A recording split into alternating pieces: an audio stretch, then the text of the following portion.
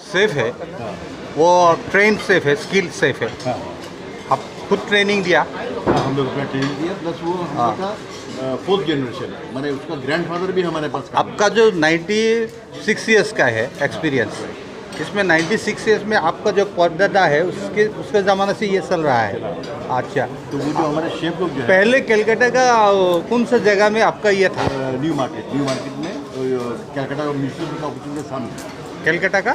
Calcutta municipal corporation के सामने और कलकत्ता में near new it's a market. Very much central place I Yes, think. very central. हाँ, it's a very much known to the people of Oh Kolkata. yes, yes. Because in those days, the only entertainment was football. हाँ. East Bengal Club and Mohan Bagan Club. हाँ, So every evening they used to go and watch football match. After football match, they used to come to Aminia to have biryani.